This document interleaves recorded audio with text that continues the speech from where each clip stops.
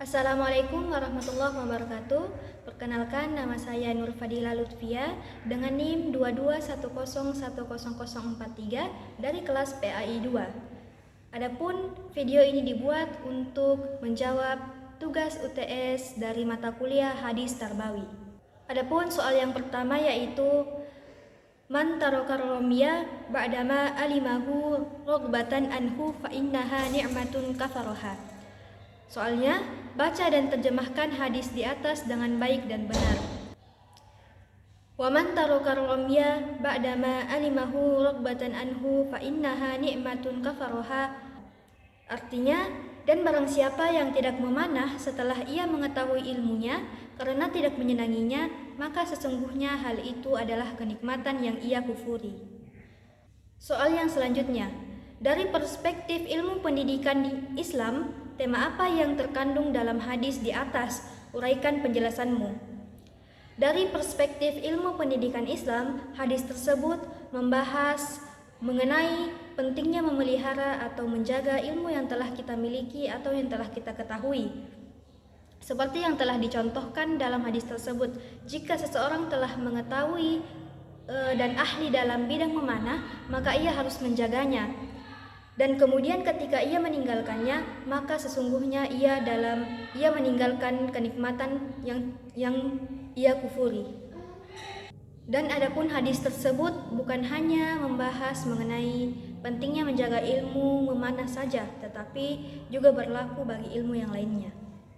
Soal selanjutnya, di antara sahabat Nabi Shallallahu Alaihi Wasallam yang mewartakan hadis ini adalah Abu Hurairah radhiyallahu an. Kemukakan profil singkat sahabat Nabi Shallallahu Alaihi Wasallam tersebut. Abdurrahman bin Sak al-Azdi lahir pada 598 atau 57 Hijriah yang lebih dikenal dengan panggilan Abu Hurairah, adalah seorang sahabat Nabi yang terkenal dan merupakan periwayat hadis yang paling banyak disebut dalam isnadnya oleh kaum Islam Sunni. Abu Hurairah berasal dari kabilah Bani Daus dari Yaman. Ia diperkirakan lahir 21 tahun sebelum Hijriah dan sejak kecil sudah menjadi yatim. Ketika mudanya, ia bekerja pada Basrah bin Ghazwan yang kemudian telah masuk Islam dinikahinya. Nama aslinya pada masa jahiliyah adalah Abdus Syam, yang artinya hamba matahari, dan ia dipanggil sebagai Abu Hurairah, yang artinya ayah atau pemilik kucing, karena suka merawat dan memelihara kucing. Pada tahun 678 atau tahun 57 Hijriah, Abu Hurairah jatuh sakit, meninggal di Madinah dan dimakamkan di Jannatul Baqi. Soal yang selanjutnya, ketika melihat seorang sahabat yang salah dalam melakukan sholat, Rasulullah Shallallahu Alaihi Wasallam tidak langsung membetulkannya, namun menyuruhnya untuk berusaha membetulkannya sendiri. Setelah sahabatnya tersebut tidak mampu membetulkan kesalahan-kesalahannya, barulah Nabi Shallallahu Alaihi Wasallam menjelaskan cara sholat yang benar. Pertanyaannya, baca dan terjemahkan hadis yang berkaitan dengan hal tersebut dengan baik dan benar.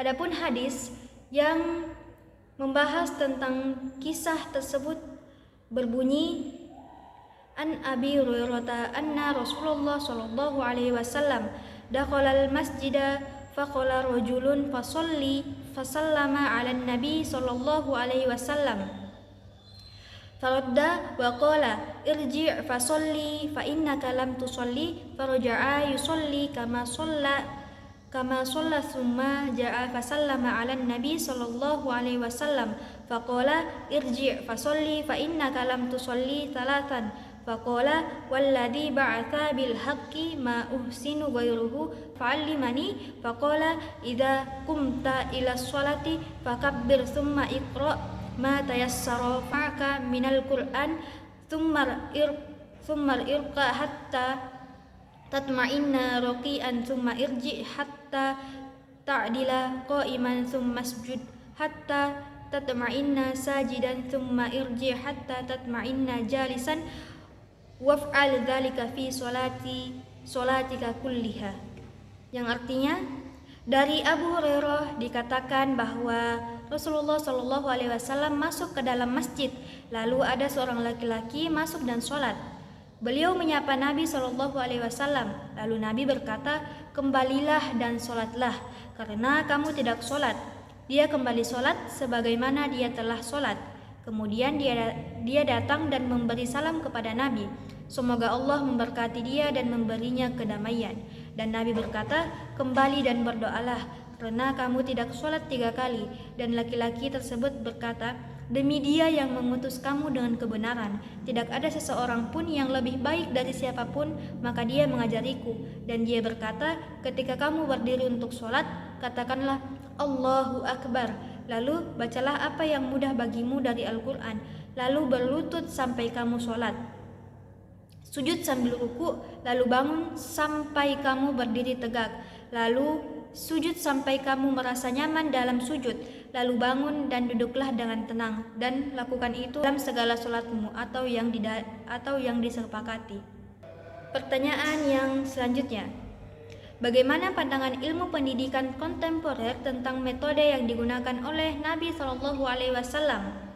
Adapun keterkaitan metode drill dan eksperimen dengan hadis tersebut, yaitu metode drill dalam hadis dikisahkan bahwa Nabi Shallallahu Alaihi Wasallam menyuruh sahabatnya untuk berulang-ulang memperbaiki cara dan ucapan sholatnya. Dalam kalimat tersebut sangat jelas sekali keterkaitan hadis dengan metode drill, yaitu di mana terjadi latihan secara berulang untuk memperoleh ketepatan dan kesempurnaan agar kita mempunyai ingatan yang kuat dan tidak mudah lupa. Contohnya, Nabi Shallallahu Alaihi Wasallam memerintahkan kepada sahabatnya melakukan sholat secara berulang agar gerakan dan ucapan dalam sholat tersebut tepat dan benar. Selanjutnya, metode eksperimen. Metode eksperimen dalam hadis dijelaskan bahwa seorang sahabat melakukan sholat secara berulang dengan kemampuan dan pengetahuan yang dimilikinya untuk membuktikan bahwa sholat yang dikerjakan sudah benar. Keterkaitan dengan metode eksperimen yaitu cara di mana seseorang melakukan percobaan sehingga dari hasil percobaan tersebut dapat diperoleh hasil yang benar-benar akurat. Contohnya, seorang sahabat berulang kali melakukan percobaan untuk memperbaiki sholatnya untuk mendapat pendapat dari Nabi Shallallahu Alaihi Wasallam terkait kesalahan yang beliau perbuat dalam mengerjakan sholat. Itulah tadi jawaban dari 2 pertanyaan ujian mata kuliah hadis Tarbawi. Wassalamualaikum warahmatullahi wabarakatuh.